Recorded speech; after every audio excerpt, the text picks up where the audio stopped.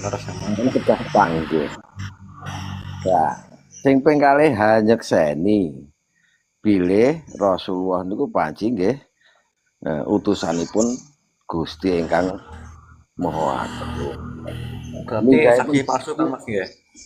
dalam Berarti saksi palsu nggih?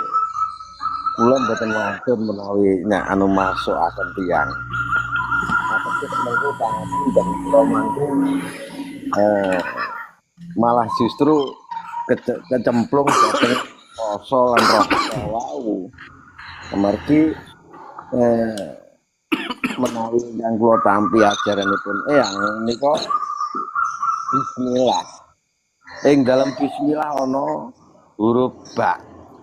Lah bak niku wau sing ingkang dipun uber kalih para makrifat niku lak titik niku wau.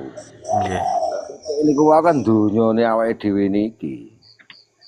Lah kenging napa teng mriku bismillah kok alipipun digaibne. Lah niku monggo Nggih. dipun eh, udi lan dipun upati piyambak.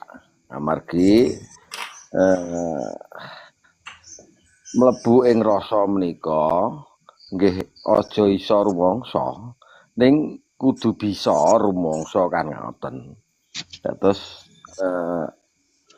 bilih ngrembak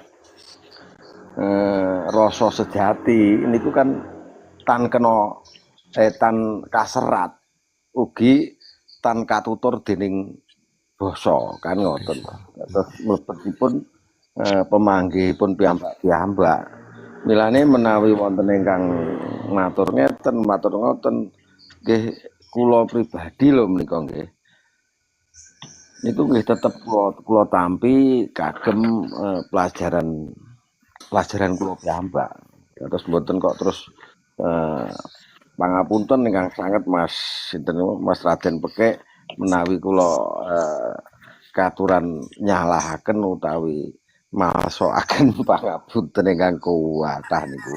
Mergi pripun nggih batin sejati niku ora luntur Kang Mas. Aja keseret ombak. Lah niku wau le. Mangertenono sapa sira lire sangkanmu saka ngendi uga ing papan ngendi dunungira kan ngoten. Dados menawi awake dhewe mengke saged ndamel pangira-ngira piyambak niku mlebete nggih tetep